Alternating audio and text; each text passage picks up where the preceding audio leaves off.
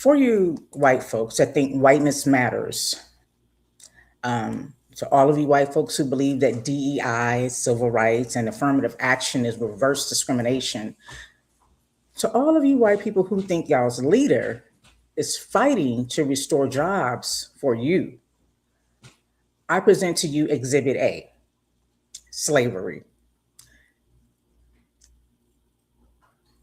If they wanted to make sure that you had a job, why did they deem it necessary to go kidnap people to help the rich ancestors, your rich ancestors, maintain wealth by kidnapping people and forcing them to do labor? If they were so interested in preserving white wealth for all white people, why wouldn't they give those job opportunities to you? Why were you still poor? Why they were rich and powerful? And why are you still poor and not rich or powerful? Why on earth would they steal people to work in captivity without reimbursement while you and your poor white ancestors were struggling to eat? But even then, your ancestors overlooked what their wealthy kin were doing to them because they felt better to see someone else doing worse than them or you. What has changed today? What is new? They say history doesn't repeat itself, but it rhymes. What say you, white narcissists? Okay, I know. That's no way to start a show. So I'll start over and I will be right back.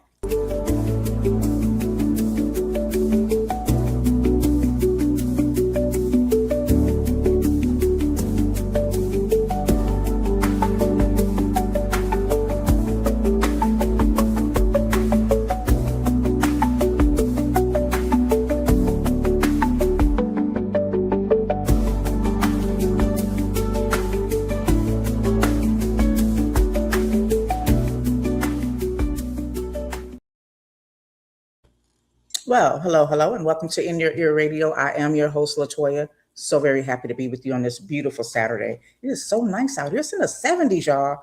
I mean, I feel bad for y'all that's suffering, on the East Coast, even down south with that ice and snow. That is so weird, right? But yeah, this is nice. It's really nice. I love the weather. So sunny and beautiful. Just a perfect day to go out and get some vitamin D, which I plan on doing.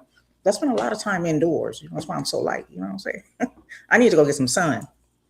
So I'm looking forward to that. But right now, I'm looking forward to being present with you all. Thank you for anyone who's joining me live on YouTube and on Facebook. As you know, your presence is my present, and I'm just grateful to have you here. Feel free to engage or hit the like button or share, tell a friend about In Your Ear Radio. Again, I am your host, Latoya. A lot to get into, and I'm going to say this, knowing that it may not go as planned, because this is usually a 90-minute segment that I do with you all. We may not spend that much time today. So we'll see. We'll see how it flows. But that is what I'm betting on, just because I just feel like we're not gonna need that much time today. So we'll see. I know every time I say that, it's different, right? But anyways, first of all, I just want to give my condolences to Little John and his family. If you guys know DJ Little John, yeah. What? Okay, you know him. Anyway, they lost their son. Friday, they discovered him deceased in a pond near their home. Young Nathan Smith was only 27 years old. And he was also, he performed under the name of DJ Young Slade. And it's just so sad. My heart goes out to them. Losing a child is in comparison to nothing. I can't even give the description of what it may feel like for many. So I'm really, I feel a lot of sadness for them, having to even go through this whole process of accepting, the forever loss of Nathan Smith. His father added that we love Nathan with all of our hearts and are incredibly proud of him. He was loved and appreciated, and in our last times together, we were confident in knowing that we expressed that very sentiment to him. This is from his parents again, Little John and his mother. They concluded, just for thanking many people and authorities and rescuers who help search for him. He went missing 6 a.m. in the morning on a Tuesday. They said he left the house barefoot, disoriented, and they don't suspect foul play. Wow, this is crazy. It's really, really crazy. I'm interested to know what actually happened. This is so bizarre and so sad. Um, but his mother goes on to add that I am extremely heartbroken for the loss of our son, Nathan Smith. His mother's name is Nicole Smith, and she said they're devastated. Obviously, she said Little John. She said that Nathan was the kindest human being you would ever meet. He was immensely caring, thoughtful, polite, passionate, warm-hearted.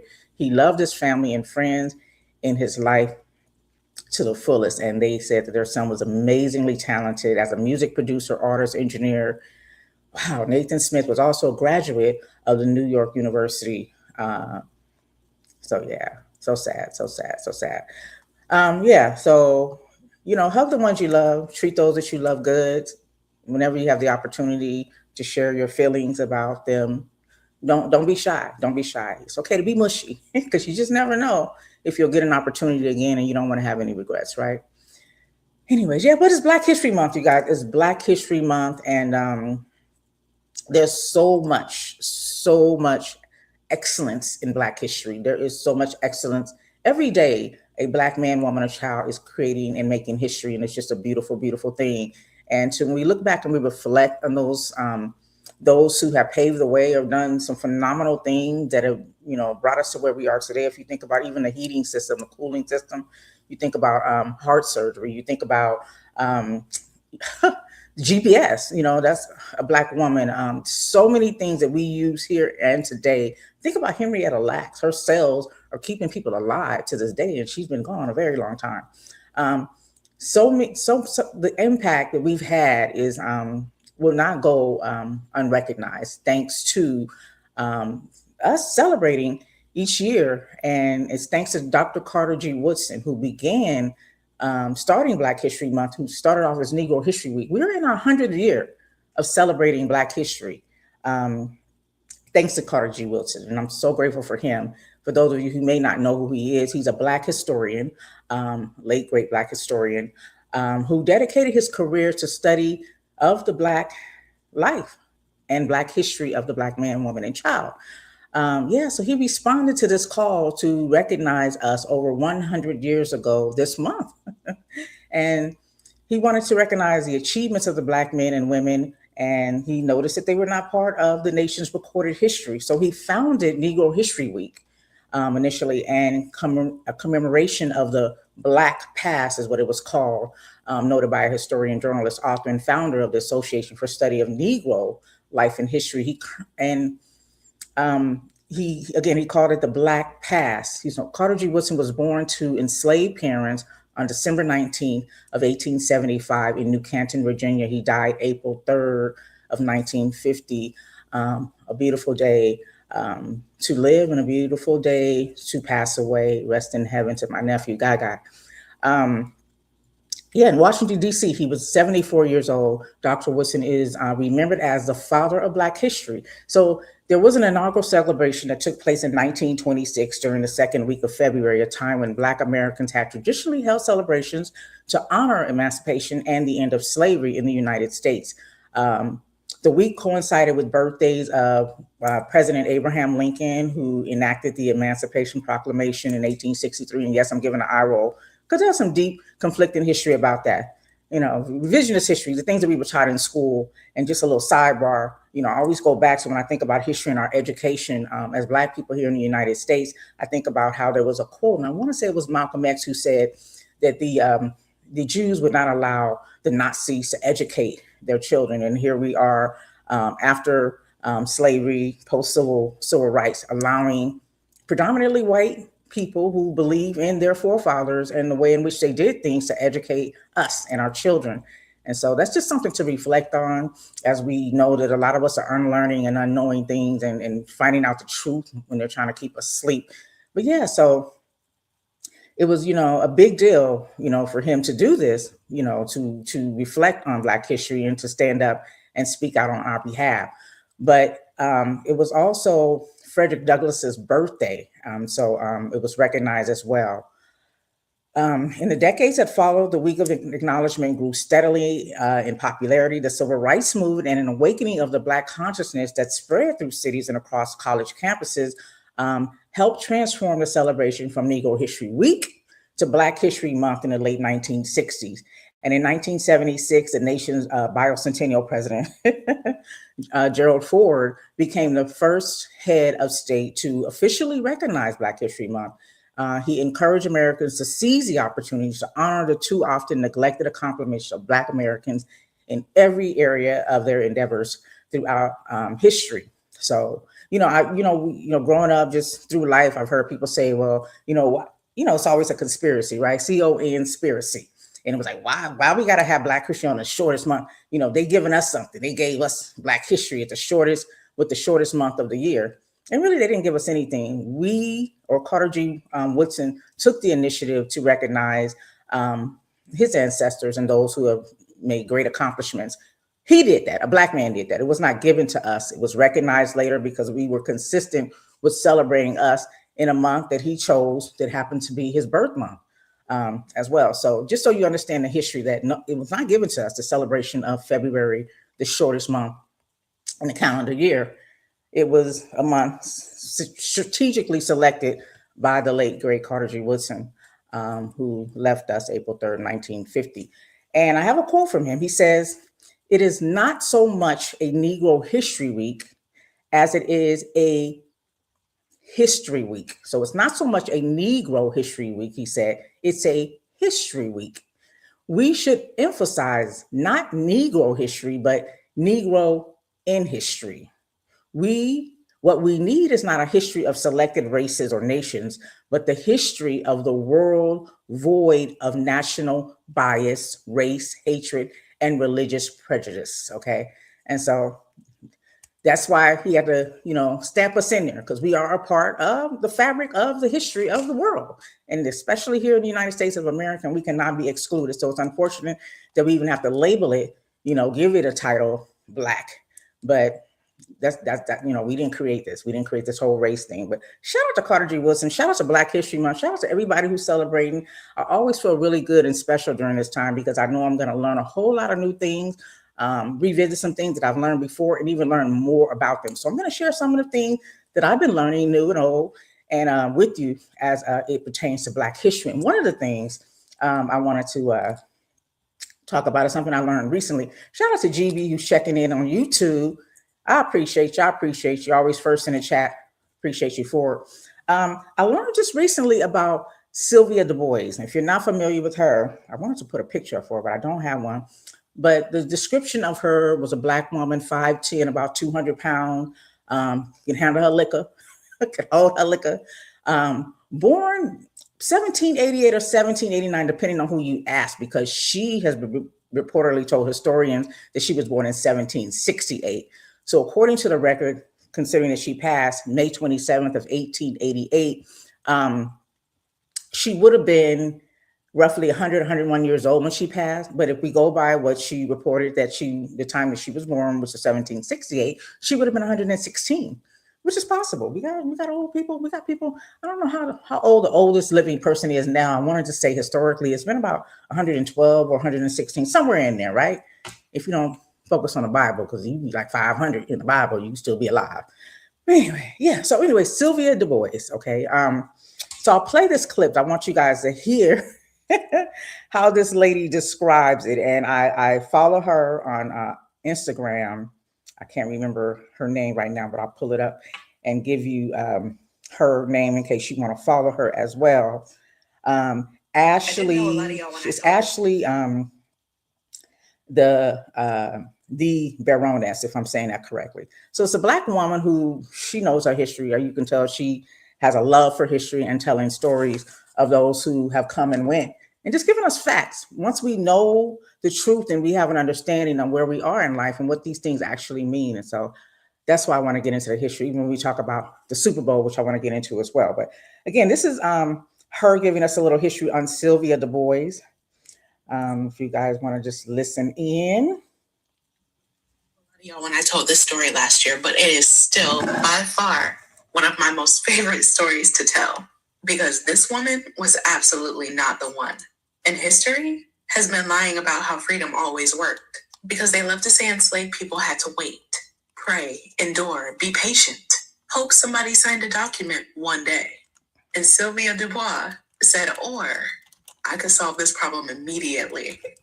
Sylvia was enslaved in the North, the North, where people like to pretend that slavery was somehow gentler or non-existent. Yeah, okay. Her enslaver was a white woman who thought being in charge meant that she could put hands on Sylvia whenever she felt like it. So one day they get into an argument, right?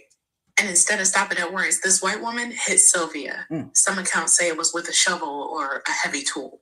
Now pause right there, because this is the moment that history usually wants Black people to shrink.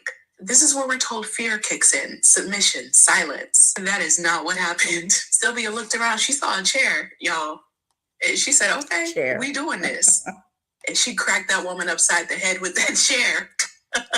Not a warning tap, a symbolic swing. She rearranged that power dynamic with furniture. And I am here for it. Man. Now, here's the part that always gets me, though. Because normally this is where the system will make an example out of you, right? This is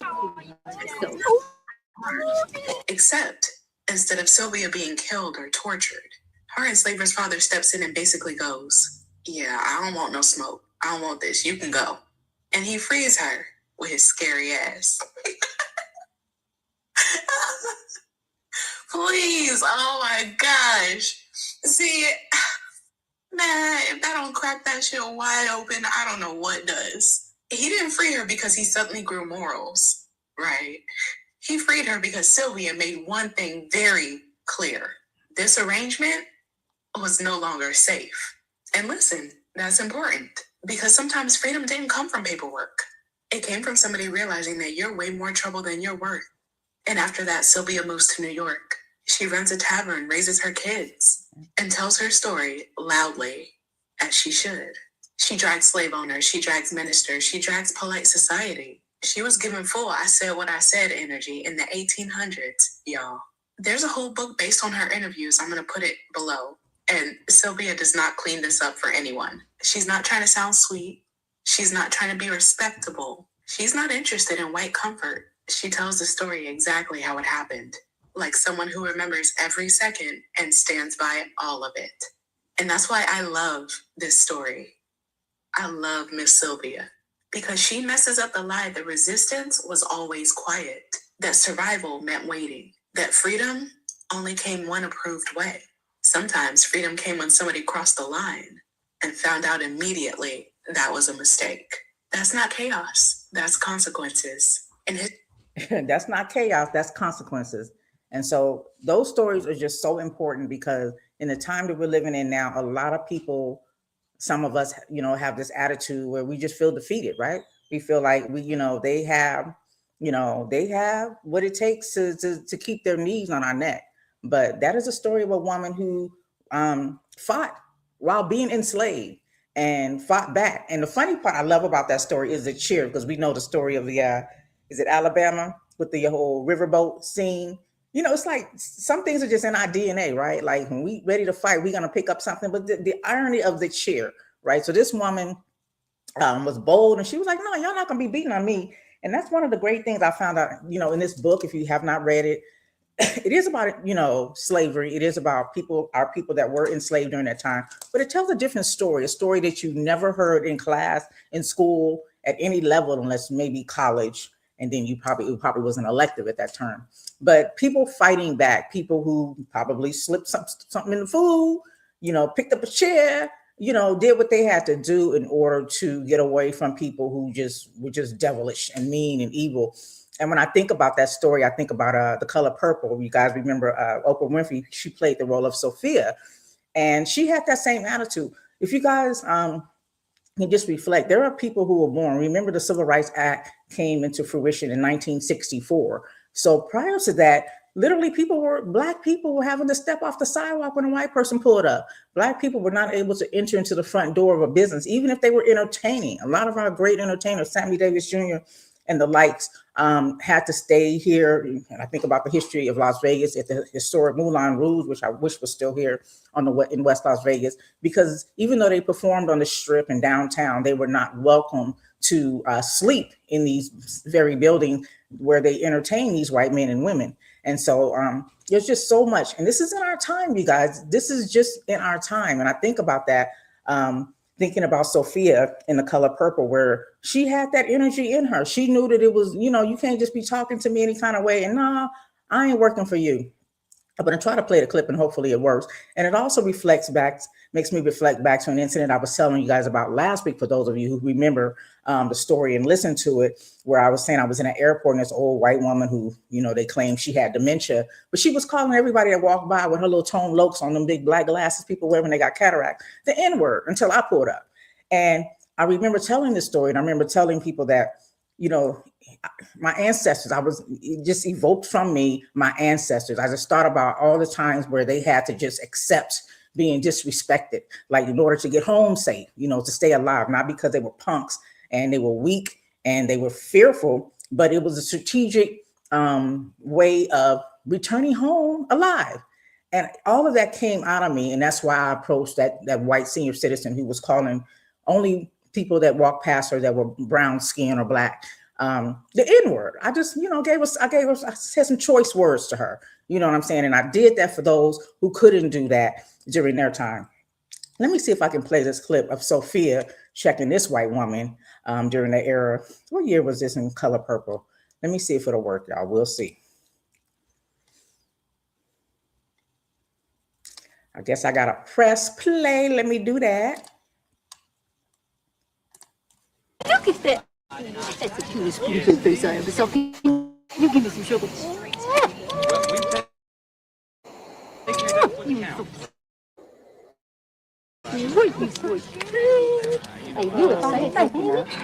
Miss Millie, always going on. Would you like to work for me? Be my maid?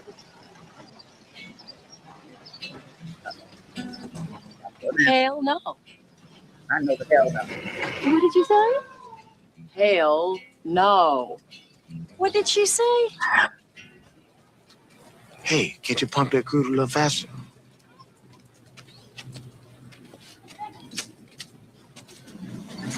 Gail, what did you say to Miss Millie? I said hell.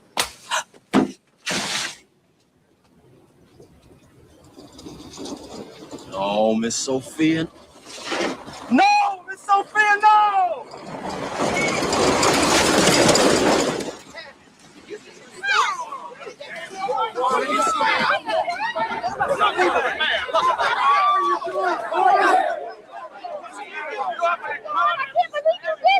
Get my children out of here! Take them out! Get my children home! Get my children out of here! You black slut! Who do you think you are? Leave me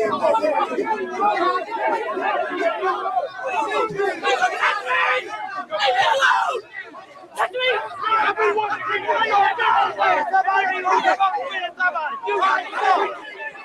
Who do you think you are, you fat nigga?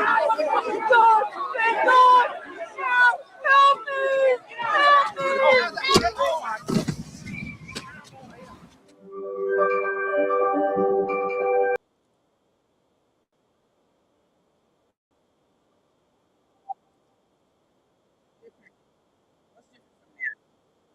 Different from what we're experiencing right now in the world that we live in today, and just reflective of police brutality, just people having the audacity, having the power, the authority to be able to disrespect you and get away with it.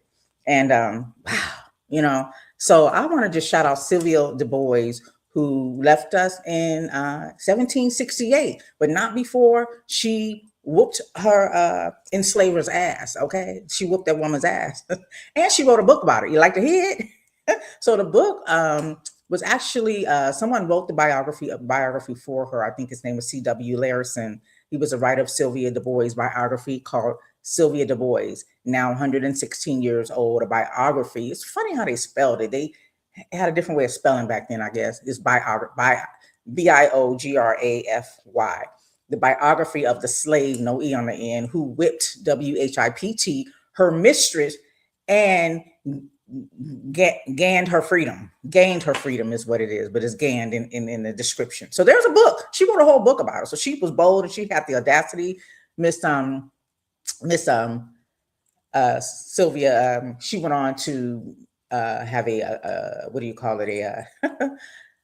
Like a club. I'm trying to think of the name, a tavern. She went on to be independent and take care of business. They said she did die poor, but she didn't die on her knees. You know what I'm saying? Amen. Okay, let the church say amen. She did not die on her knees. So just for those who, we need to remember these stories. And again, these are the kind of stories that are in this book that I'm loving so much. Just on chapter 3, I'm actually listening to the audiobook and reading at the same time, listening to Clay Kane's voice, who is the author of the book and also a host on Sirius XM Urban View.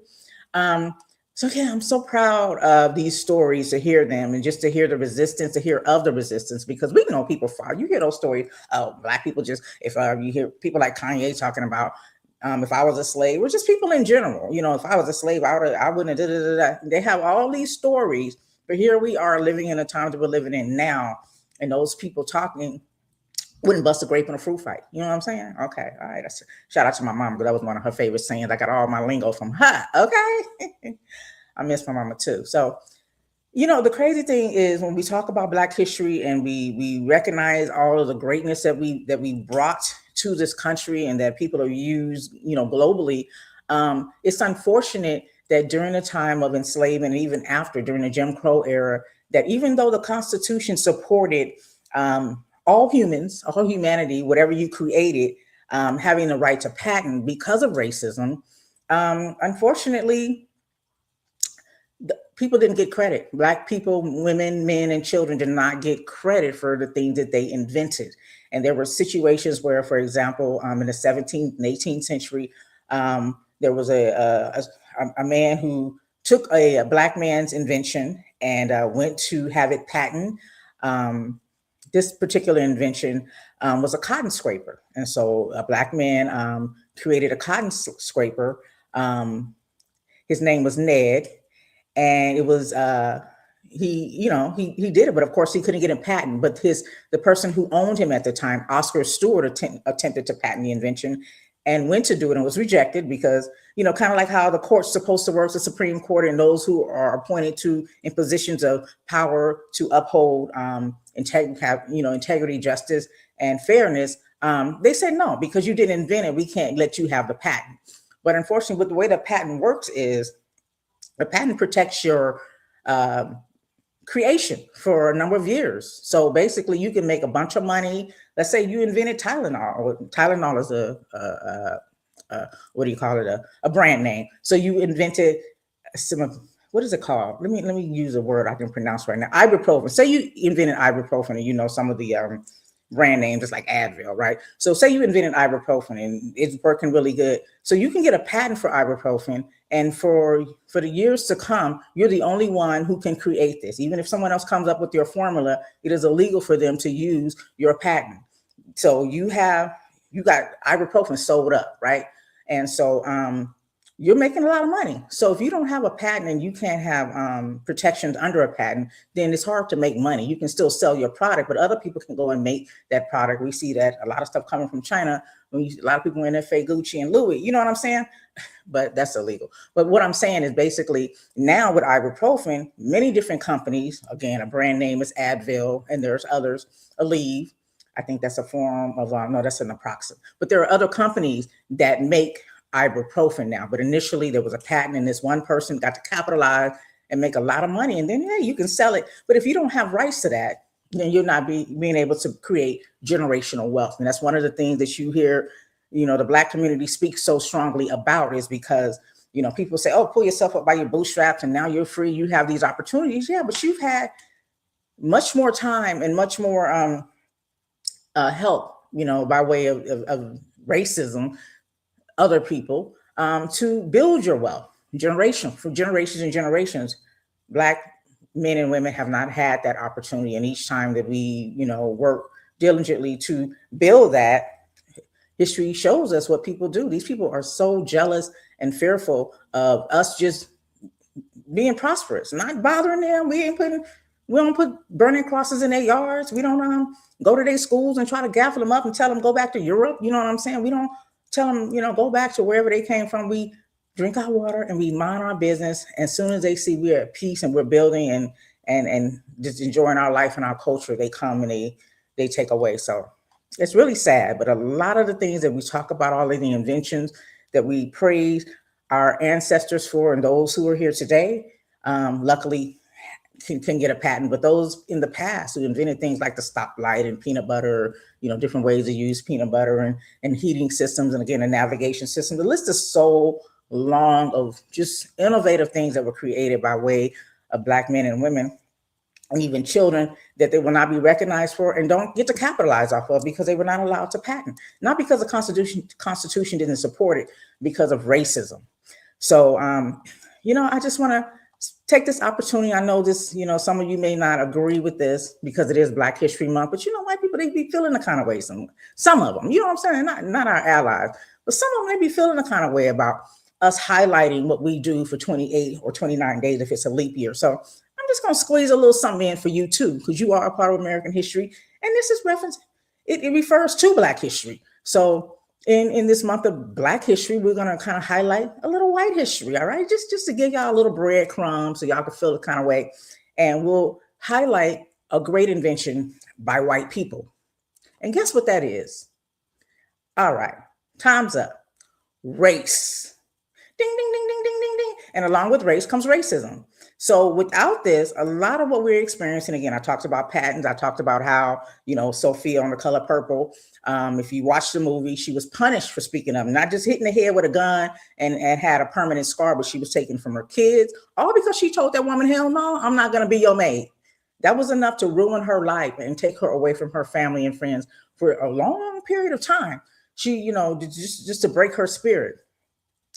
That's what race and racism did. And again, white people created race as a form of a commodity, basically to make white people feel better or okay with the atrocities that they were enforcing on other people, which happen to be Africans, people brought from different continents in the Caribbean and on the continent of Africa, different islands, So they invented that to make white people feel okay with what they were doing, saying that these people were bad people, they were evil people. They were not you. They were subhuman, that you as a white person were superior because of your skin color. And that's why race came into play, because prior to that, even in the white communities, and even saying white sounds weird because what is white? When you say you're white, am I supposed to assume your ethnicity? Like, where are your people from? What's your lineage? Like, what does white mean? Anyway. But yeah, so they invented that and it's been effective. It's been very prosperous for them up until now. I mean, you look at what ICE is doing and you look at how it causes people to vote against their interests. It causes people to not pay attention to what's happening around them and focus on people that ain't got nothing to do with them. Got people focusing on their jobs being taken when that's not in fact the issue. The issue is people are giving them, in some instances, jobs, because these white men don't want to pay your U.S. citizens, be you a white man or woman or of another ethnicity, a livable wage. So they exploit those who are coming here for a better life and pay them crumbs because who they gonna go run to? Who gonna check them, boo? They're not even able to, be on paper per se, even though they still pay taxes because they buy groceries, they buy cars, they pay rent and things of that nature. But yeah, so shout out to the white people who invented race, because all of what we talk about and the reason why we have to have Black History Month and the reason why we had to have the affirmative action and the civil rights movement and all of the things that we do, that we have to have these protests and just speaking out against the injustices that are being done to us are because of racism. And that came by way of race. So, okay, we're gonna insert you white people in and just give you your invention. Your invention was race. Even the English, they just had a long history of separating themselves from others and treating foreigners, even the Irish. They treated the Irish like this, y'all. Now the Irish blend in now, even though they're probably the most documented or the most recorded number of immigrants on the East Coast, like in New York. But ain't nobody busting in no Irish places. Ain't nobody going to no pubs. I want to see what happens on St. Patrick's Day. Y'all gonna pull up at the bars and people drinking their green beer? You gonna just start arresting Irish people? I mean, that'll be a good time to pull up, because I know y'all know about Cinco de Mayo here in the US. You know what I'm saying? So they don't bother them now. But you Irish people who were able to blend in thanks to the census and be included as white, whatever that may mean, you were not liked. They said that you were despicable, that you were incapable of being civilized, that you were savages. That's what the English people said about you Irish people with your red hair and blue eyes. They did not like you. And so, now you can hold your head up high and look down at people who have brown skin who are getting the same treatment that your ancestors got from these weirdos, these English people who I told you about last week were also deplorables, also people who were deported from their country because of their behavior, being rapists, murderers, thieves, untrustworthy, liars, just disgusting people. Okay. So anyway, yeah. Super Bowl. Can we get into the Super Bowl? I want to get into the Super Bowl because I know a lot of you are gearing up for the Super Bowl, and y'all know me, and I can say this, and it doesn't mean much. I'll be admittedly say that me not watching the Super Bowl doesn't mean much, but what does it mean to other people that are watching it or choosing not to watch it that would normally watch it? Because I'm not a football fan. Like, only way I would really watch football is if I had a family member that was on one of the teams. I'm not into football like that. Football makes me sleepy. But a lot of people just forgot about Colin Kaepernick and went back to their everyday life after this man lost his income after speaking out against police brutality. We was mad for a minute, but football is more important than our rights. Football is more important than police brutality to a lot of people. So what, nobody's y'all just hung up, said forget about it, just forget about it. Y'all not gonna do it again.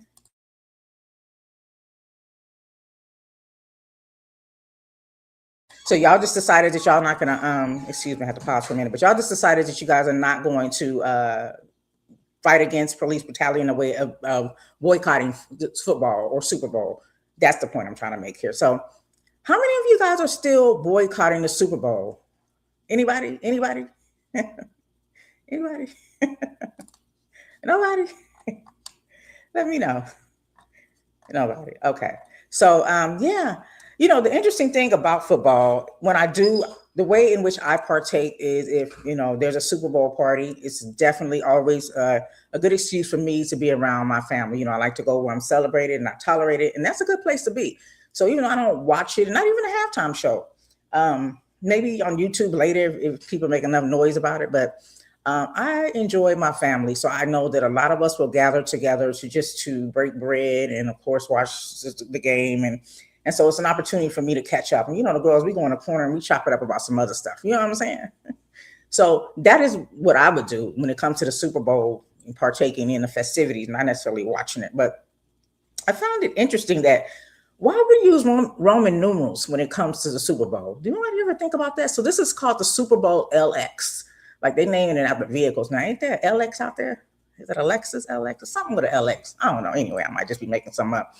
But we use Roman numerals here in America, which we are not Romans.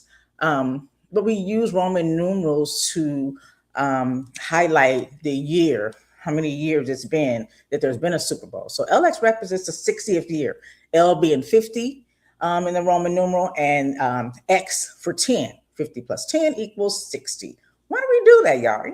Anybody ever think about that? Just me? Anyway, it's the Seahawks versus the Patriots. And so I was just curious though, because yeah, who y'all going for?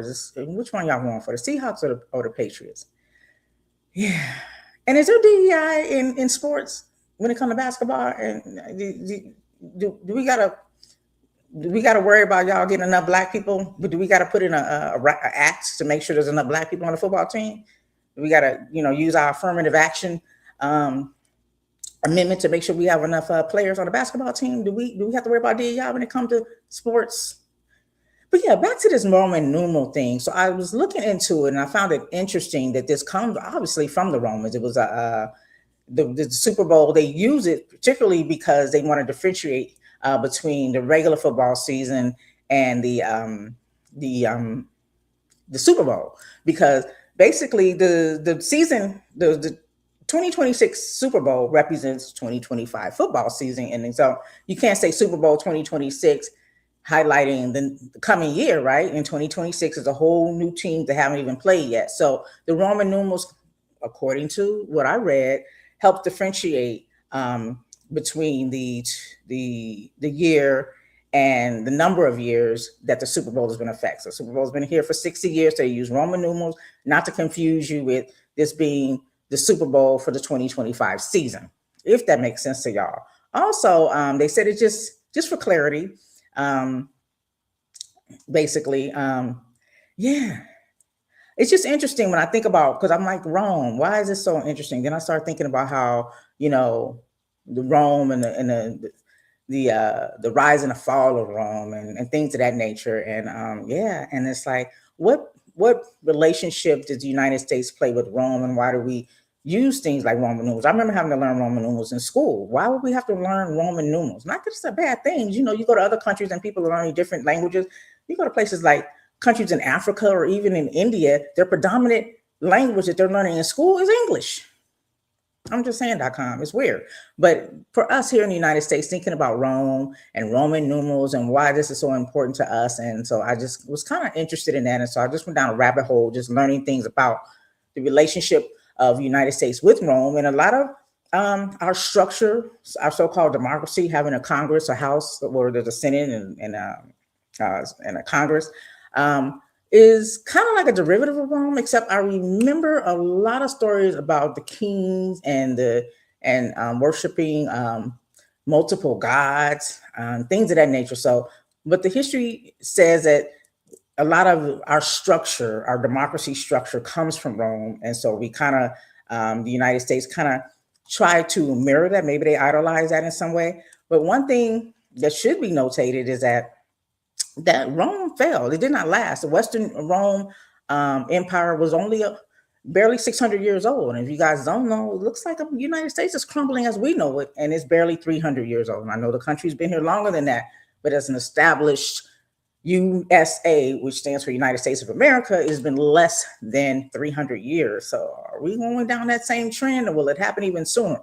Over 1,500 years in total, Rome had an empire, but just where that Western hemisphere and where it was just a lot of war. Even in Rome, I was reading that they used a lot of money. A lot of their economy was spent on their army.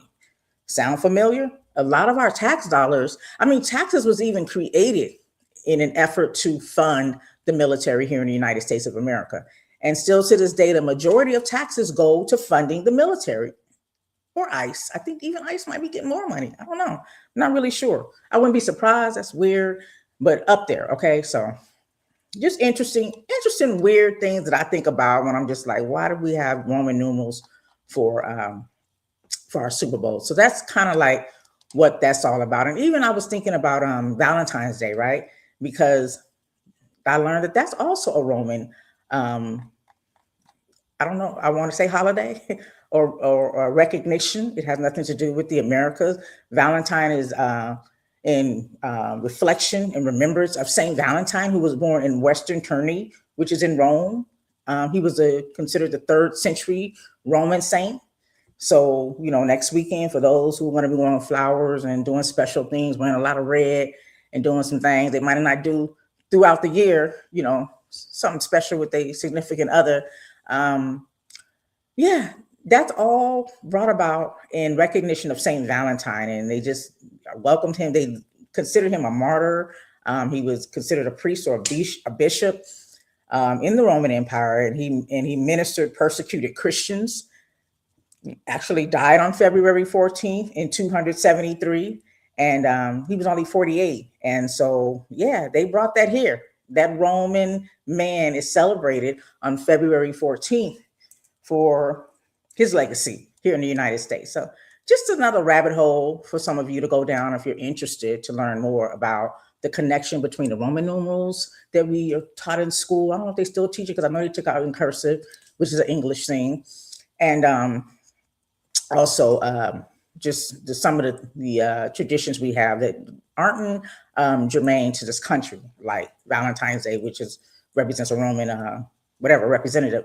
Shout out to Marmac, who's in the chat, who says that back to the Super Bowl. Nah, as a fan of Colin and the team he played for, it was tough for me to support him after he accepted money from the NFL with an NDA, then continued to want to play in this racist league. Oh Lord. So just because, let's just for kicks and giggles, let's say Colin sold out. I don't agree with that. I don't believe that. I don't know all the details, but I do believe that in some instances there is a method to the madness. So I don't think he sold out. I don't know the details. There's an NDA for a reason, because he may have some stipulations and whatnot. Maybe they owe him some money. You know what I'm saying? But for kicks and giggles, let's just say, yeah, he sold out. Yeah, he did all of that, and now he want to get back in the NFL.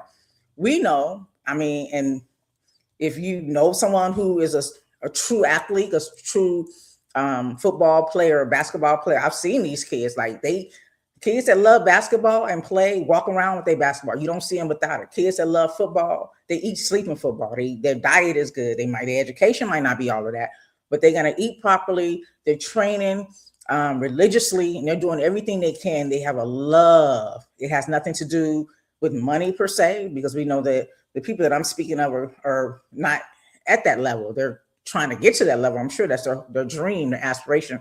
I was listening to, who was it? What do y'all call him? The boxer who just won world championship against my man Canelo. And I'm sorry, I'm drawing a blank, but y'all know who I'm talking about.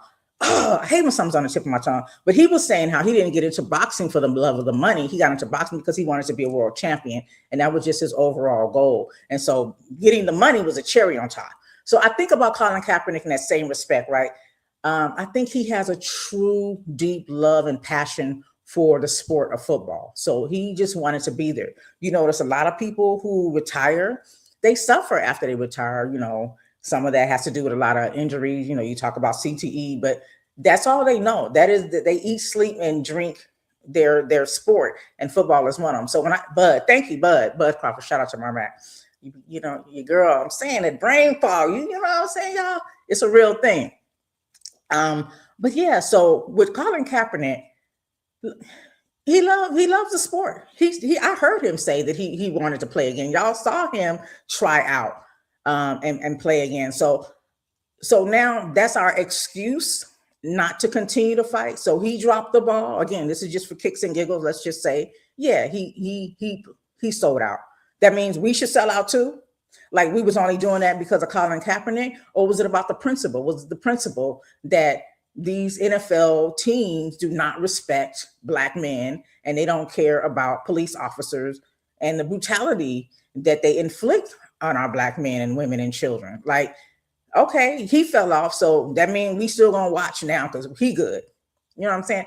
We walk around, we talk about how we need a leader and we need somebody to lead us, but the minute somebody falls short of being a saint, being someone who is not holy meaning not mixed, diluted, or tampered with, then we use that as an excuse to go back to eating our pork. You know what I'm saying? Go back to doing whatever it is that we stop doing. We get off our ding because our so-called representative, our so-called leader, don't appear to be what you think he should have been. That should have been enough to ignite you, that he was bold and brave enough to stand out and speak up. And it should not have taken you off your ding, because I would imagine those who decided temporarily even to boycott didn't boycott necessarily just because of Colin Kaepernick, because of what Colin Kaepernick was fighting for. And so did you stop fighting because you think Colin Kaepernick is a sellout? You know what I'm saying? And that's kind of how I look at it. You know, like we find excuses to go back to things that might not necessarily be good for us. You know, sports in general do not change our bowel movements. It doesn't change our sleep patterns. It doesn't change our wealth. It doesn't change our income. It doesn't affect our job. It doesn't affect our happiness, our sadness, our appearance, the overall well-being of our human lives. So it's not a necessity. It's pure fun. It's pure entertaining. Yeah, you can make some money on the side if you like to gamble. But we put a lot of energy into these sports. If we put that much energy into fighting for our freedoms, what would that look like? And do we just fall to the wayside because other people we feel have fallen short? Maybe that's where you pick up the torch or the baton and you run with it, because where our brothers become weak, if that is the situation, and again, I don't agree that it is, without doing the research, I just, I think there's more to the story. NDA is the red flag for me. Does that mean that we don't, pick up, take the baton and carry on? When our brothers trip and fall and twist their ankle, we just say, oh, nah, he ain't no good runner no more. So we done running. No, we not done running. Just say you just love football and that's all you needed. Because you probably, a lot of people who set back for a minute probably wasn't going to last either way, in my opinion. Because if you look at historically, the way in which we fight, that's usually what happens. It's like a moment, not a movement. We're, a lot of people, shout out to Nipsey Hussle, who said it's a marathon. People expect instant gratification. They think everything's supposed to just happen, boom, bam, boom. And when it doesn't, then they just give up on it. They just give up on it, and that's unfortunate because, the other side, people who are trying to keep their knee on your neck, have been doing this for over 50 years. I mean, you go do the research on the Heritage Foundation, these white nationalist people that want to be supreme, that call themselves white. They have a playbook. Go to Project 2025. I have the website for you. And I put it here so I wouldn't forget it. But you can see how far along they've gotten. They are patiently doing what they're doing with the resources and time and politicians allotted to make this world how they want it, make this country how they want it. And they're not saying, oh, because so-and-so fell off, we just gonna go and just, capitulate and just consider this a melting pot. They said, no. We still want a white America, period. No matter who fall off, no matter who do what. Because I mean, allegedly reported, I think they just kill off people who don't get down. They make them lay down. Like did the history on that too. Shout out to one of my favorite movies. Well, I can't say it's my favorite movie, but one of my favorite phrases from one of the movies, State Property, Get Down and Lay Down with Benny Siegel, is bullying the city. And it's basically, you do what I say, that mob role, you do what I say, or I'm gonna make you do what I say. Okay. So you can lie down or lay down. Okay. And so go to the website, Project 2025 Tracker, just to see how patient these people are, no matter who falls off, in getting on to what they came here for.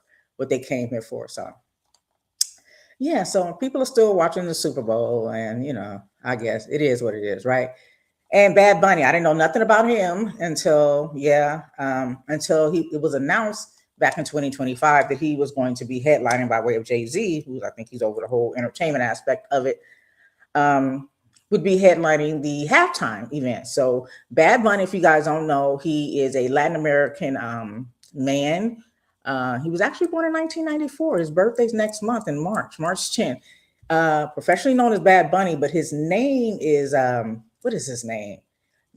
I know his name. I can't think of it right now. But anyways, he's Puerto Rican. He's a rapper, singer, and a record producer. And they call him the king of Latin rap. I don't know. Y'all tell me about him. Is he hot or not? He obviously is, because a lot of people know of him. And he's credited with helping Spanish language rap music achieve mainstream popularity worldwide. So, y'all's president is saying that he will not be watching halftime. And so he got another thing going on with Kid Rock for the white nationalists who don't want to see their melting pot of people, one who happens to be Puerto Rican, represent the country as he should, perform, because they're racist. They're racist. Okay. Happy racism to you. Okay. In this Black History Month, they're racist. And so Bad Bunny was also on the 2016. I think that's what made him popular with the Cardi B, I Like It, in 2016. One of the funny things, I was talking to one of my friends who happens to be Mexican, and she was saying that I just thought it was funny because she said, yeah, I listen to him. I like it. She said, I listen to a lot of Latin music. She said, it took me a minute. He had to grow on me because he had a lot of mumble rap. And I was like, wait a minute. They got Mexican mumble rap? That's a thing. It's okay. I mean, considering where his rap comes from, it would make sense that they would mimic some of the different styles of rap that Black people invented. Shout out to Percocet, Drank, all of that. I'm just saying. I don't know. Yeah, so he's going to be performing, and this is just another way that y'all's president is dividing the country by just having a verbal protest against it by saying he will not be watching, all because a Puerto Rican man is performing. What does that tell y'all? If y'all don't think he ain't racist, it's something wrong with you. Anyway, yeah, but we do this. But shout out to people who are still not going to Target, which includes me. Now, I did patronize Target. Now, again, I can't be a good person to say about football, but Target was my jam. Good place for me to run in and go grab what I needed. Black products for sure. That was one of the things that kept me coming back. I was so impressed, especially during Black History Month, seeing all of the Black-owned creators having products there, and I could go buy them. I just felt really good about that. Warm and fuzzy about Target, but Target is still struggling because some of us has consistently stayed away from Target. Shout out to the Montgomery bus boycott over 2 years. Some of us consistently walked. Some of us consistently loaned people shoes. So, the old shoes that they were wearing out by walking. Some of us consistently gave people rides. We didn't say because one person fell off and got on the bus, which I don't think that happened, but had it happen, or even if the leader had bowed down, that wasn't the thing. The thing was we had a plan and we had a demand. And if that demand was not met, we would not be riding on your buses. And that's the same attitude we have about Target for the most part. And I'm appreciative of that. I know it's not all of us, but you got to think about any of these movements. We think about civil rights and affirmative action, all the changes that have been brought forth have been a minority of us, not the majority of us, just a minority. So that just lets you know we don't need a whole lot, but the more the merrier, right? Until the demise of Martin Luther King, prior to that, he wasn't celebrated. The pastors, Black pastors, wasn't smiling when they saw him coming. The majority of them, you'll hear a lot of people talk about how they marched with him, and you hear all these quotes, and they big up Dr. Martin Luther King now. But a lot of them didn't want that smoke because they knew if Dr. Martin Luther King came into their neighborhood, that the white people was looking at them like, you conversating with this Negro? Conversate is in the dictionary now, so I could use it, okay? You having conversations, y'all having meetings with him. You don't want to piss off the white man. You know what I'm saying? You don't want to do that. So it has never been a popular thing to go against the grain, to fight for what you know is right and be looking like the bad guy. Be looking, being the odd man out. Most people are so comfortable with their conveniences that they don't want to give it up. And there are some things that I consider convenient, Amazon, that I haven't given up. So I'm not out here wagging my finger, acting like I'm high and mighty and I didn't got rid of Hulu and all these things. It's how do you eat an elephant? One bite at a time. So I'm biting off. I'm doing my, I'm making steps towards change and doing my best. And hopefully I'll improve as time progresses. Marmac is coming back with his rebuttal to me, pushing back on his term. And really, I'm just giving a different scenario, a different perspective. And those of you who are in the chat or watching, if you have another perspective, please feel free to share. He said, I'm not looking for a saint or a leader, but I do admire standing on business. Huey P. Newton stood on business. Malcolm stood on business, etc. Colin folded, took the money, then abandoned mission. But what does that say about those who stood behind him and did the same? If he, in fact, abandoned mission, and I'm not saying you directly, but I'll use you as an example, then you abandon mission. What does that say about you? You know what I'm saying? That's how I'm looking at it. Like, I'm not, this one man cannot change the world, but he can, one person can bring the attention to the atrocities or the injustices or the things that are not so great about the world that we live in, and bring along a multiple of people, a multitude, masses, to help bring about change. Because just one man can't do it. You got to have a big ass gun. You know what I'm saying? I mean, real big gun. So that's what I'm saying. Like, we point at the finger at other people who were bold enough to even stand up and speak out. But what are we doing? And if they fall weak, do we pick up the mantle? Do we carry on the torch? You know what I'm saying? That might have motivated him, just looking around and seeing people not really giving a damn while his family is suffering, while he's still trying to help the community. Because I heard he was giving out 100,000. He was still giving out a whole lot of money, even not even getting that NFL income, to nonprofits, helping people, because that was another passion outside of football. His passion was being of service to the people in need. So yeah, I get what you're saying. And I know it's bothersome, when we have people. I don't consider him grifting in any way, but there are people who grift. They show up, for popularity points, and then they drop out soon as somebody slide them a little income. You know what I'm saying? So, but I don't think that's Colin's story. And even if it is, I'll just stick to my point and stand on my business, is that shouldn't be enough for us to turn our backs on the lives of those who were wasted through by way of racism and police brutality. That shouldn't be what causes us to go back to watching football. So I want to get this in before we leave, though, because last week I wanted to talk about it. It's basically just saying, what are we going to do about the situation that we're in, considering all that's going on? And I know a lot of people don't really think it can get as bad. They don't really realize how bad it is, or that it could get worse. And to me, I fall off that sugar-free philosophy. Stay ready, so you ain't got to get ready. You know what I'm talking about? And so with that attitude, I just want people to know that I have a friend. She's Mexican, and she was born here in the United States. Her parents were not, but she just said one day, she said, "Am I gonna have to start walking around with my birth certificate?" And I'm like, "Yeah, yeah, that goes across the board. Black people, everybody. We got to start. That's what it's coming down to, sadly and unfortunately, because I don't even like putting on my ID as it is. You know what I'm saying? But this is the world that we live in now, because we've seen this on social media where these people are targeting brown-skinned people.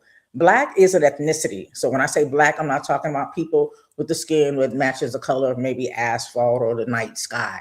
I'm talking about a culture of people. So when I say brown, I'm talking about anyone that has a tan, who has the melanin shows. You know what I'm saying? You're all being preyed upon. We are all being preyed upon. If you haven't been affected, I'm grateful. God bless. I hope that it stays that way. But nobody's safe. It ain't safe. It ain't safe. It ain't. And so it's so sad that we're in this position that we're in, because a lot of people voted for this. And I just want to reiterate some of the things that we can do just to be prepared.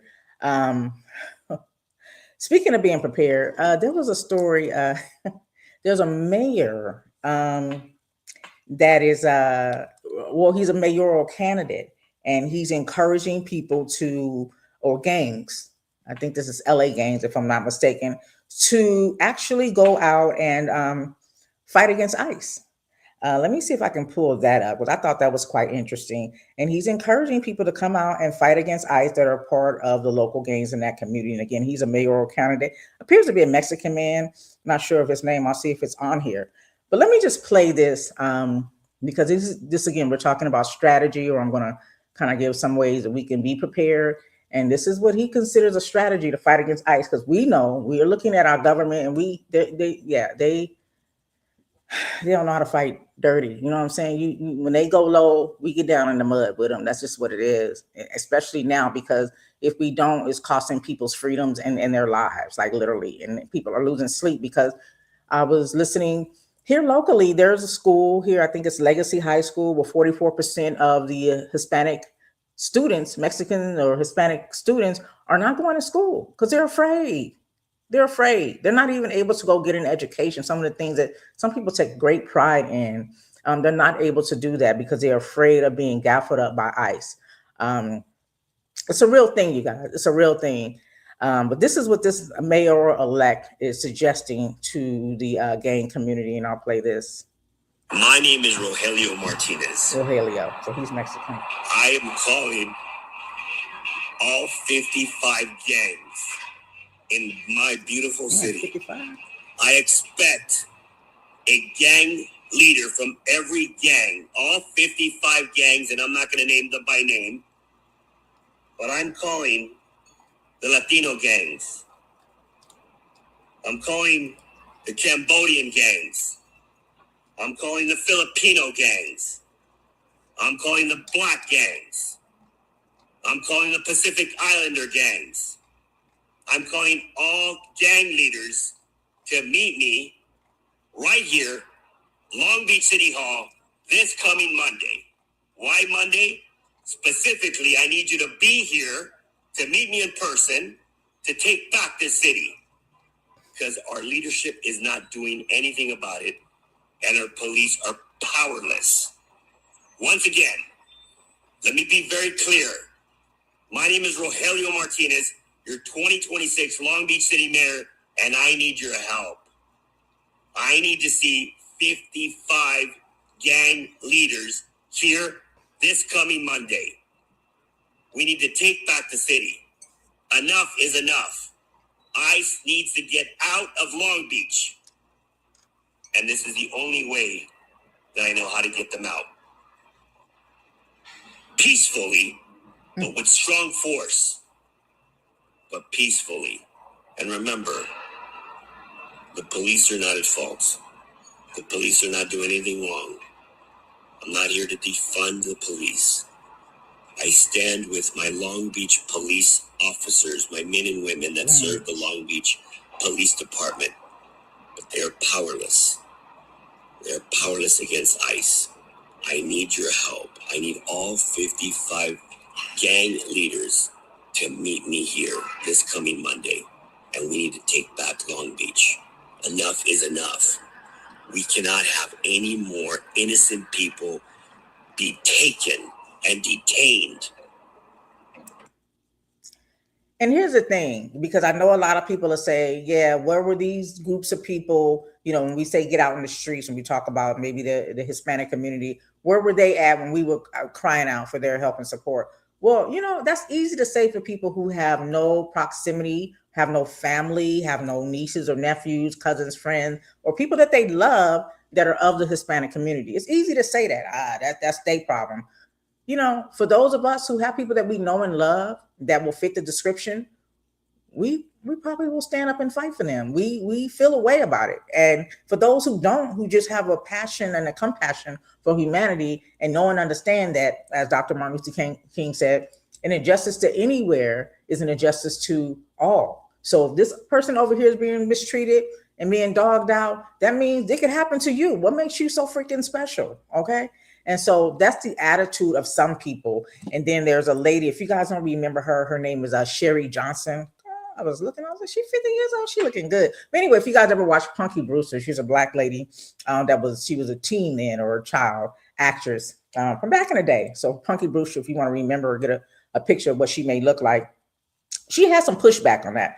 And I'm gonna share her perspective as well. Jamar's on a Facebook chat. Thank you so much for engaging. I appreciate you. You guys just don't know how much. So I really, really appreciate you for engaging me. He said, I love this message, but offer them some sort of protection in the event they show up. That's true. And he said on Monday, this was a post that I saw just yesterday. So I'm imagining that time has passed. I don't know how it went. I haven't seen any follow-up. I'll try to look into it to see if there's been any follow-up. But I wonder how many gangs showed up. And the funny thing is, ICE ain't pulled up in no gang community. You know what I'm saying? Like if y'all was really, really about that life, like y'all was really tough is what I'm saying, because we know most of them are just punks. And what a bully does is pick on people who they know they can they can oppress, the people that they can beat. You don't never see a bully go try to fight somebody that they know can whoop their ass. They're going for somebody that they know don't want to fight, don't want to be fighting, and it's probably going to allow them to push them around. And by the time that person decides that, okay, the only reason way to get rid of you is to fight, then the bully goes away once you handle your business. So why y'all ain't in the hood anyway, ICE? You know what I'm saying? Why y'all ain't over there messing with people who ain't got nothing to lose, per se? Okay. So this is Sherry again, historically known for being a child actress, Sherry Johnson. And this is what she has to say. What do y'all think about this? To say some shit that might get me banned again, but you need to listen to me. There's a mayor candidate, Mr. Martinez, who called for all 55 gang members to come get ICE out of LA. Black gangs, sit your ass out. My black gang members, you have treated me like a baby sister my whole entire life. Whether you claim a red set, my whole life is red, or a blue set, who have been my big brothers my whole life. I love you. And when you're in need, don't nobody fight for you but black women. Okay? We voted correctly. They got what the fuck they voted for. Let them feel it. You sit your black ass home because you will be target practice. Now, I told the Mexicans 4 years ago, take off. Don't go to work. Let them see how strong you are. They unite when they're in need. White people unite when they're in need. Black people, we unite for ourselves when we're in need. White people are just starting to feel it because their ass is starting to get deported too. Unfortunately, do I believe in ICE? No. But the sisters been telling y'all, but you guys are getting what the fuck you voted for. Black gangs, please stay your ass home because you will be target practice. You will be the one that these ICE agents kill and get away with it. Unfortunately, some of our Latin brothers and sisters voted for this. Unfortunately, some of our Asian brothers and sisters voted for them. Unfortunately, a lot of white people voted for this. Black people can't fix racism. Only white people can. And now it's a big deal because the lighter skinned people are starting to feel it. Let them fight their own battles. Please, my black brothers in gangs, even gang affiliate, sit your black ass home. They don't care about you. Right now they're trying to use you, and you will be target practice. I love you. I love you. And I've always loved you, regardless of what set you claim. Stay home and stay out of it. So what do y'all think about that? I mean, I gave my say. I get it. And us fighting doesn't necessarily mean that we need to be in the streets protesting, right? There's different ways that we can fight. Just the fact that, if you look at the voting statistics, yeah, not the majority of Hispanics did not vote to have Trump as president. And a lot of people who would probably, hypothetically would have supported the vice president at the time, Kamala, would have didn't have the ability to vote. They didn't have citizenship to be able to vote for president. So we can say, they didn't fight for us at the voting booth, but a lot of them didn't have the liberty. And then I get it. When you say a lot of the stuff that happens to us, the police brutality and things of that nature, I had somebody send me a post where some guy, it was a black man, saying there was a lot of racism in businesses and saying that it was Mexican people were using racial slurs towards black people and just doing a lot. And there were a lot of lawsuits. Mind you, this man who was talking with his whole chest about how the Mexicans were dogging out and belittling these black people and giving them a lot of work and just mistreating them, doing what the white man has done over centuries. They were doing that in these workplaces, did not give any details. He did not specify where this was happening. I don't deny that it's not happening. We know, Malcolm X even said, who taught you to hate yourself? We have black people that don't like black people. We know that, if you guys don't remember, historically, black people, with all the discrimination that we've experienced with enslavement and just racism and being pitted against each other because of our skin color, black people would have clubs with a brown paper bag rule where you could not enter if you wasn't my color or lighter. Like if your skin was darker than that brown paper bag, a black man, woman would be standing at the door checking you before they let you in. Your own people. So we know how this racism thing goes. We know that we have conflict within the Hispanic community and the black community. I remember the stories my brothers told me about having to fight, on 28th Street. The Mexicans would be chasing them, even, my nephews, like, why y'all trying to fight them? Like, what are you so mad at them for? They just exist. You mad at them because they black? Like, we know there is an issue, but again, the issue was brought about. I told you, white people created race, and then they invented racism in order to distract us and keep us looking at what other things while they destroy the world and maintain power. Even, you had a actual president say, if you make the lowest white man feel that he's greater than the highest black man, he won't even realize that you're picking his pocket. He'll even give you, I'm paraphrasing now, but he'll even give you whatever he has. He won't even realize that you're picking his pocket, because he's just so focused on these black people ain't better than me and they just thugs. And that's all you worried about. Meanwhile, you don't have a health insurance. Meanwhile, your college tuition is not getting paid. Meanwhile, you're not getting livable wages. Meanwhile, rent is going up. All the things that black people and white people are both struggling, Mexican and all other ethnicities are struggling for. Shout out to Susan. I appreciate you for being in the chat. She says absolutely right. I'm not sure if she's speaking to our girl who was saying stay home, selling the black gangs to stay home or something I said. But yeah, what she said. So we know there's an internal problem, but is that going to be the straw that breaks the camel back? Is that the thing that's going to cause us to turn the TV back on and watch football? Because these black people or these Mexican people at some said corporation, and that's again propaganda, because if you're going to get on and say with your whole chest that there's racism and violations happening and litigation going on, she's saying stay your ass home.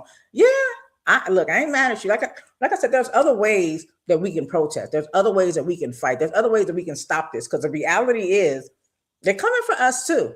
So when people think, oh, this is a problem, are you serious? Keith Porter, if y'all, Keith Porter out in LA, is that Long Beach too? Who was killed by an off-duty ICE officer New Year's Eve? That was a black man. I've seen black teenagers in cars, um, and these particularly happen to be at a protest, but get snatched up out their car.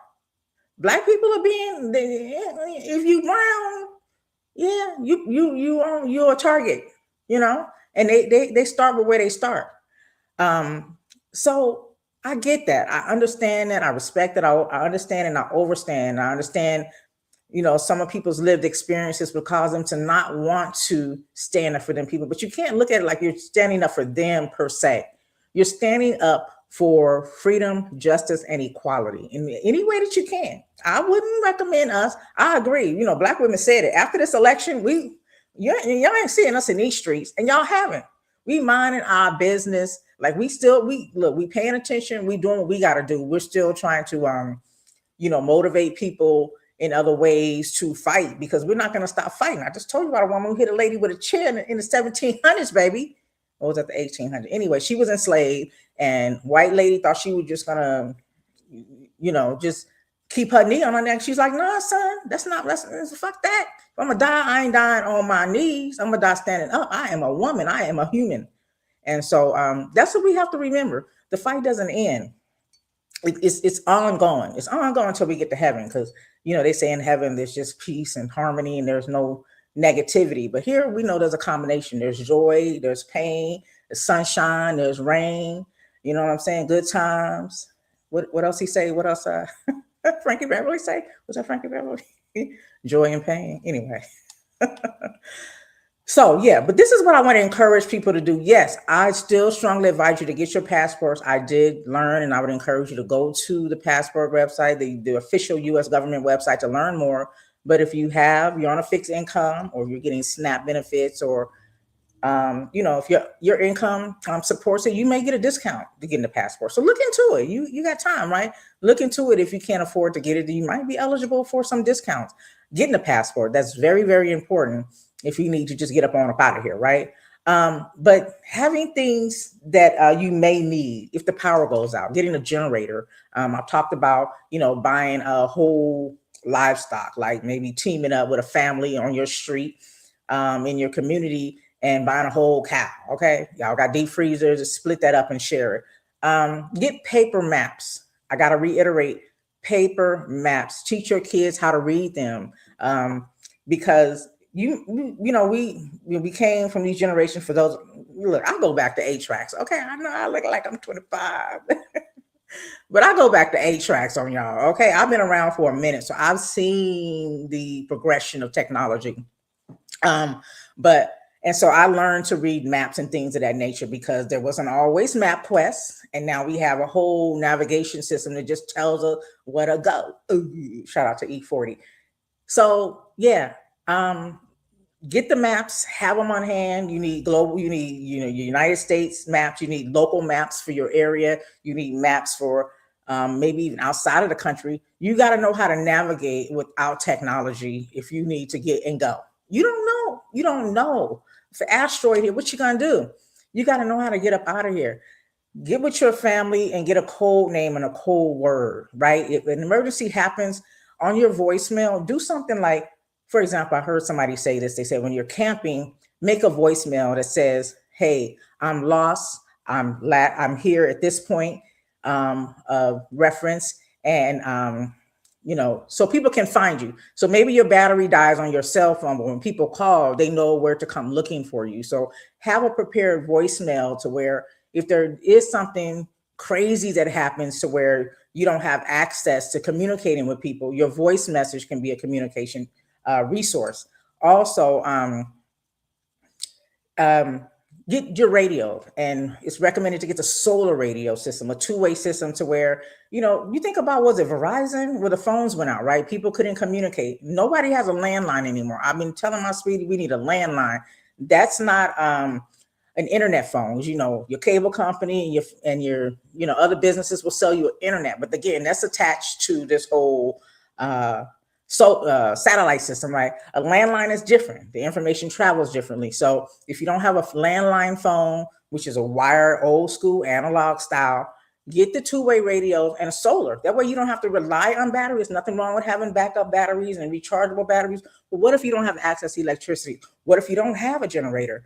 A solar, I mean, they can't block the sun. I know they're working on it, but they can't block the sun yet. Okay. I do want to play a clip too. I know I said I was going to get out of here. I don't know why I lied to myself. But yeah, so that's another thing. A survival kit. Get a survival kit. You can Google those things to find out what is needed in it. You know, you got to have stuff to clean the water. You got to have these materials that can help you withstand cold or extreme weather, cold or heat, right? You know, medicine, you want to make sure you're stocked up on medicine. Some people need things, you know, if you're diabetic or whatever, but just regular medicine, you know, pain medication, antiseptics, stuff to you know, clean out wounds, or just keep your E&J, keep some whiskey. You know what I'm saying? How to, you know, old school, the Westerns, they had that whiskey. That's how you get rid of the wound, you know, the infections. If you ain't got no whiskey, get you some regular alcohol to, you know, anyway.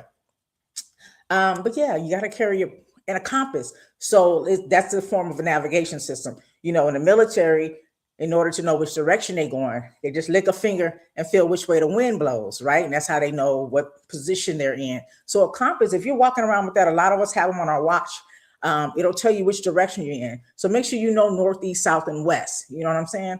And so you'll know which direction you're traveling, because you may not have access to these computer navigation systems. We got to have strategy. We got to have strategy. We got to be prepared. And then if we don't ever need it, that's great. And then if we do, then that's even better. Thank you, Genuine Poise, in the YouTube chat. Yeah, these are just things, you know what I'm saying, that you can just go pick up at your local survival store. You can go online and order these things. What is one of the places? And then there's books you can look for too. And I wanted to mention that as well.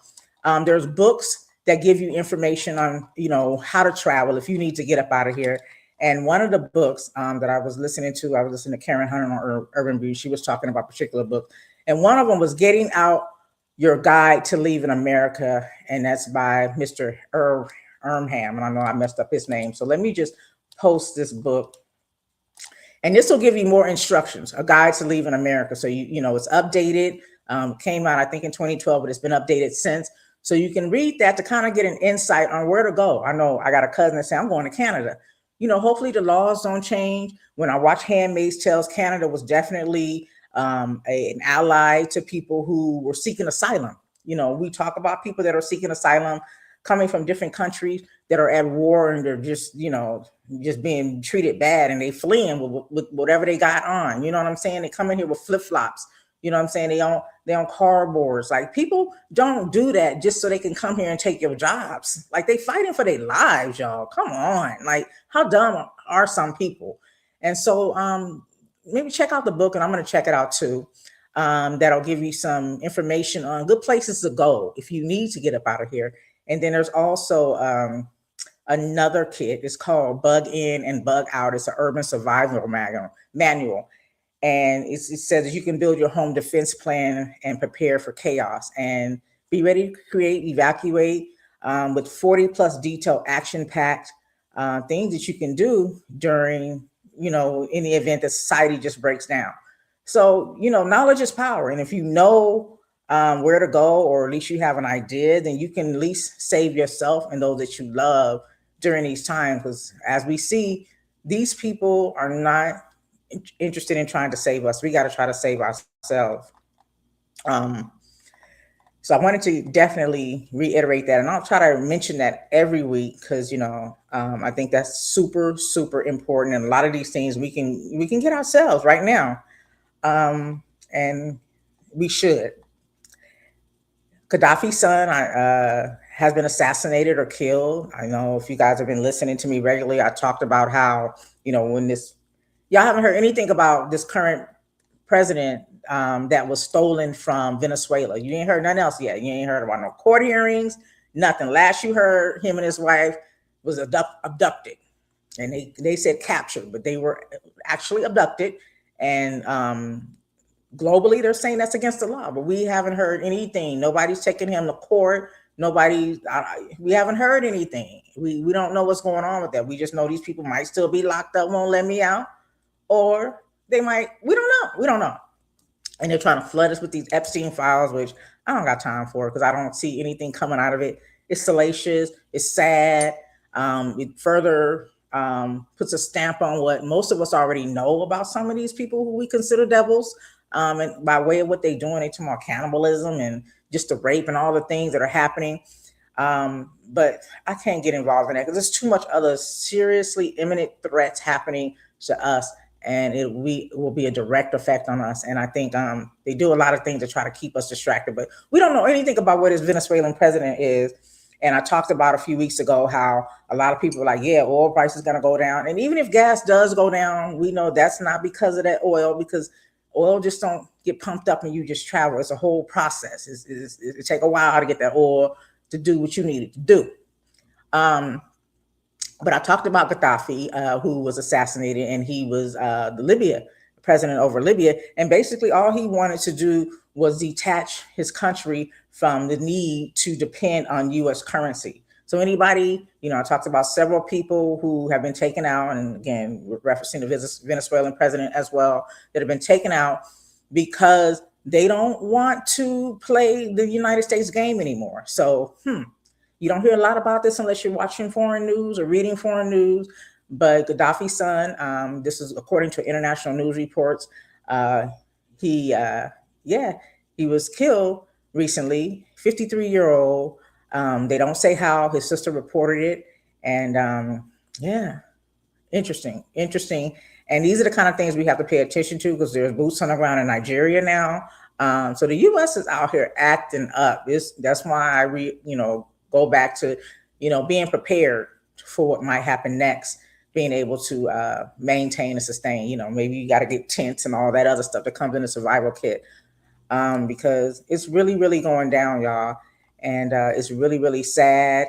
It's stressful. I know it's very heavy. Sometimes I'm not really wanting to come and even have these conversations, but I don't know what compels me to keep showing up. I just do. And I appreciate those who show up with me. And because it keeps me motivated to keep showing up. But for some reason, I just keep coming back to it. You even got y'all's president posting, and just talking about the division. You got y'all's president posting the Obamas looking like monkeys. Okay, you got to laugh to keep them crying sometimes, right? You got to laugh and keep them crying. And he has since taken it down. But it was like a minute-long video, and it said it was rife with conspiracy theories about voting machines in 2020 election.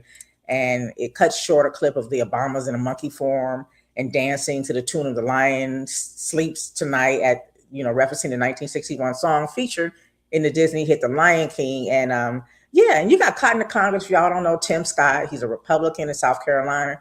He was ride or die, black man, ride or die for Trump, said the Jim Crow Democrats living in the 2030s Jim Crow era, and just a grifter. You can go look up what a grifter is, and you'll see his face like this. And and he had the nerve to speak out about it, saying praying it was fake. How is it fake if it's up there? Like, we know it's fake because it's AI, because we know they're not monkeys, and we know that wasn't their bodies. And it's so frustrating, y'all. It is. It's so frustrating, even pushing back on people in their ignorance. But he said this is what Tim Scott said in the Congress. He said he hopes it's fake because it's the most racist thing that he's seen in the White House. And again, that's Tim Scott, Republican representative of South Carolina. And again, Trump has taken it down. Again, of course, he does not apologize, as he has told us publicly. I've heard it out of his mouth that he does not ask God for forgiveness while holding the Bible upside down. So I didn't expect him to be apologetic. So people are saying, I see why he took it down, because he knew, he was getting a lot of backlash. Like every day he gets backlash. Y'all really think that moved him to take it down because everybody was mad about the Obamas being depicted as monkeys? Like, y'all really think he got a moral consciousness and like, oh, okay, I've gone too far? This is the same man that gets on TV and tells you that Haitians are eating cats and dogs, okay? That wants Columbus Day back, even though Christopher Columbus never stepped foot on the United States continent. And he's Italian. Like now immigrants can come. Now you want to represent an immigrant, and he ain't really an immigrant because, like I said, he never even came to the country, and he's Italian. You know what I'm saying? Like, Do y'all really think that's why he took it down? I'm gonna tell you why he took it down. I'm gonna tell you why he took it down. I feel like Bernie Mac. I'm gonna tell you why he took it down. He took it down because after he did that, you saw a flooding of Obama, the Obama family. You saw a flooding of Michelle Obama looking, finest African garbs, and Barack Obama in his finest African garb, and just lovely, beautiful pictures of them, just flooding social media. This man is a narcissist. He wanted y'all to stop making them the center of attention. That's why he took it down. And you can argue with your mama. I'm just telling you, it had nothing to do with a moral compass. He took it down because he saw that it had a reverse effect. All it did was pump up the Obamas and, but the funny thing is how people love to use racial slurs, calling Black people monkeys. I remember talking about this study before, and this is according to NIH. This is the they did a study years ago, back in 1940. If you want to call people monkeys and apes, there was a study actually done on Caucasians where there was, it's called, it's a rhesus factor, and I might be mispronouncing it, but it's, they call it the RH. And science did a study that showed that majority whites share an RH positive protein found in red blood cells. This RH positive protein is also found in monkeys. Again, it said the majority, it said Caucasians particularly. So whatever you consider a Caucasian, it didn't say Blacks, it didn't say Africans, it didn't say Browns, it didn't say Hispanics, it didn't say people of color, it said Caucasians. They did a study that showed that the same RH positive protein that is found in monkeys was found in a majority of Caucasians, and only 50% of that study, 15% of those who they studied did not have the RH vaccine. They were RH negative, basically. And again, it's called the rhesus factor, if I'm not mistaken. So revision this history. They say things about a group of people. They demean us. They say derogatory things. They show memes depicting us as animals. But the science teaches us something totally opposite of what they're trying to flood our brains and our psyches and the people who are deaf, dumb, and blind, trying to program and condition their minds to do. So look up the rhesus factor.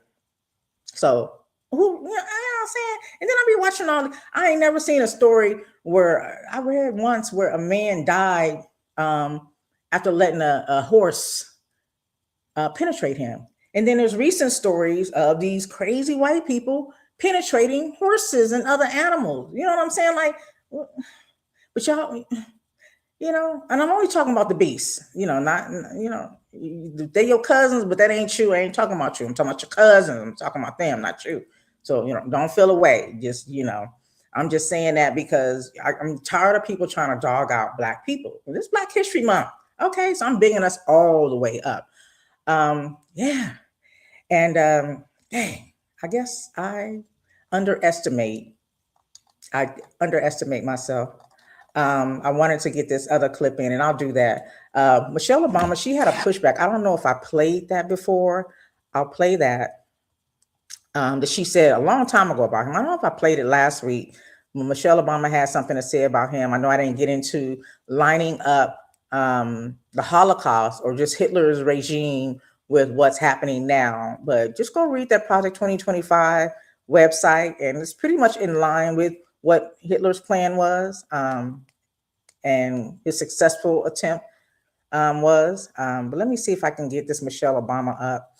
While I'm looking for that, here's a man, I don't know who he is, but he talks about racism and how, what people call white supremacy. I don't like to use that term because I feel like we're validating them, attaching supremacy to whatever that culture is of whiteness, but I get it. That's what they want to be. And so I call it wannabe white supremacists or wannabe supremacists.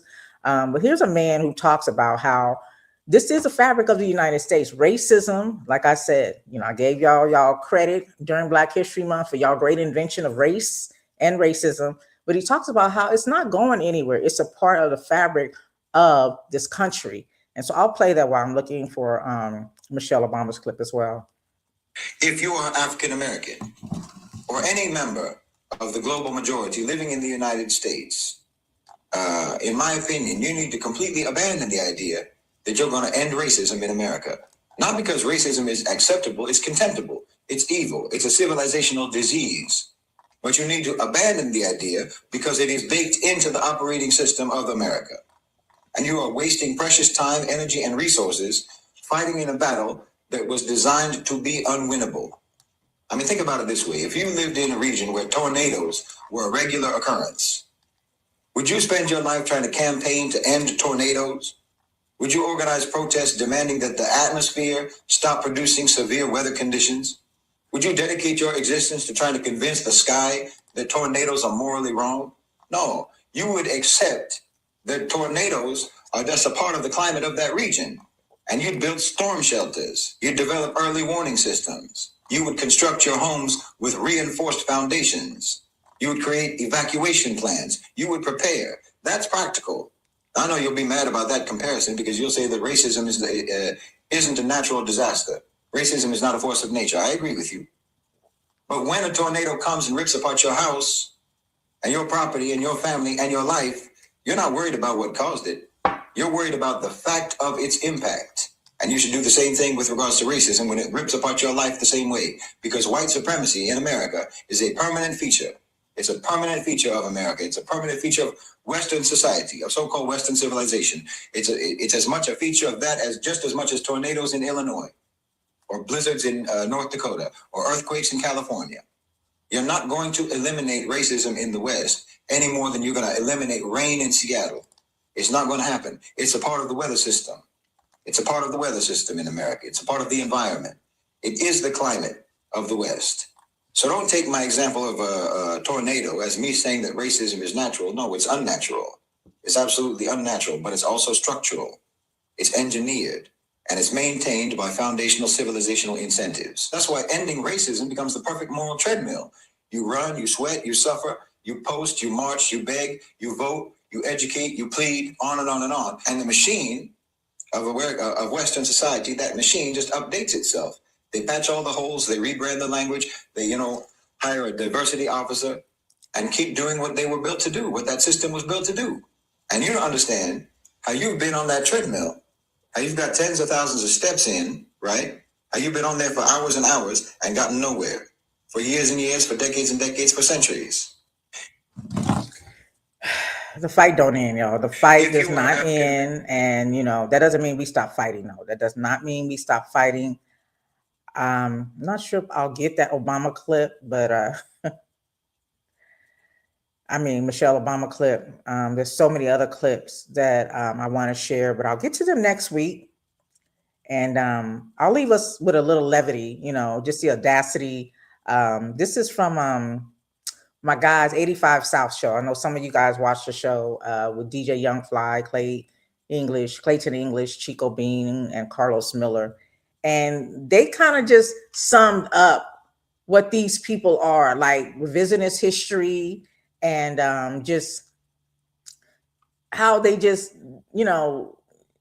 take stuff and say, this is mine. Like I said, how does water just belong to you? And I talked about last week how this white man was collecting rainwater on his property, and they said he was violating the law. He was stealing water that came from the clouds.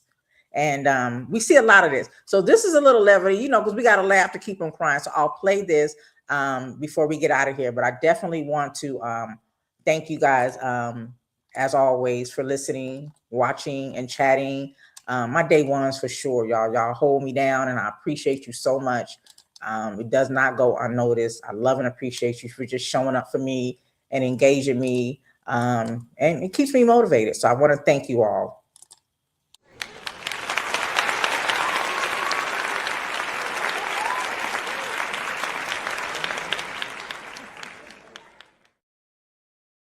Again, your presence is my presence. But yeah, this is from the 85 South show, just a clip, kind of just poking fun at the audacity of these people, how they just take on just claiming stuff, just take ownership of stuff and dare you to tell them that they're wrong. Like, it's just really, really weird. It really, really is weird. And so let me go ahead and play this. I wish I could show the clip. I'm gonna get better, y'all. It's just not enough time in the day to get organized. I'm gonna have to hire one of these little interns. Okay.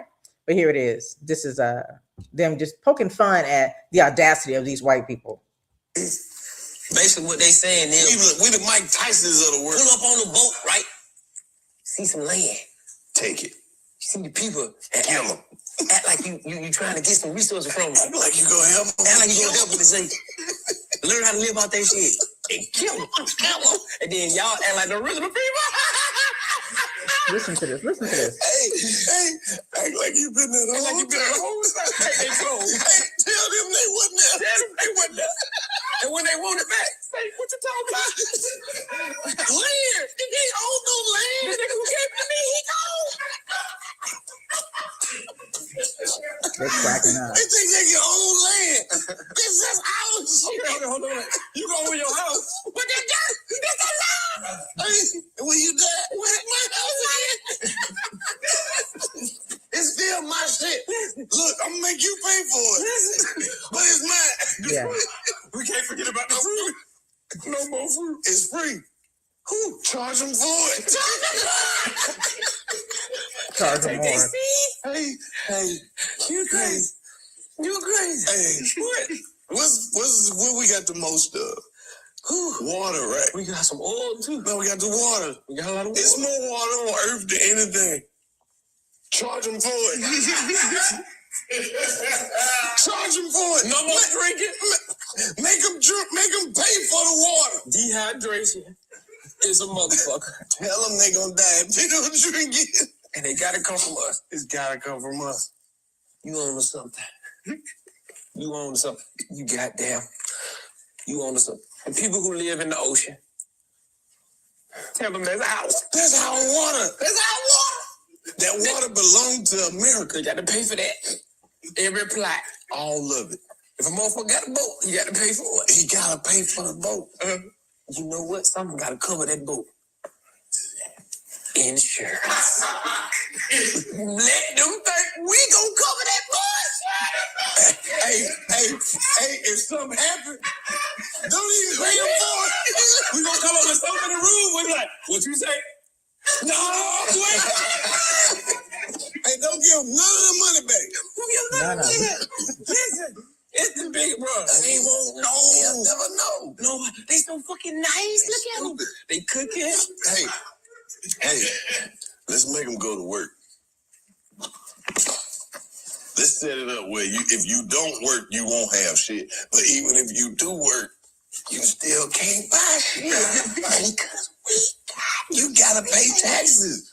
Look, you gotta pay taxes. You gotta pay tax. On your money. You gotta pay tax on your money. Then you gotta pay taxes when you.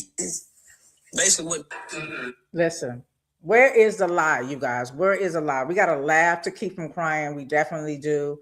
Again, I'll be back next week. I know it's probably Valentine's Day, right? I don't really get into the holidays like that, and I don't have any plans. So I should be back to join you guys. Let me know if you want me to talk about something specifically. Any guests you want me to bring on or anything like that, I'm willing and open to that. Or if you want to be a guest, let me know if you want to do that as well. And we can get it going. And that's it. I was trying to find my thing here before we get out of here, but I guess I don't have it. But anyways, it's always love and respect, you guys. I hope you enjoy the rest of your weekend. I hope you find joy, peace, and happiness. I hope you laugh so much that you almost pee on yourself, and that the angels cover you. Okay, much love. All right, talk to you later.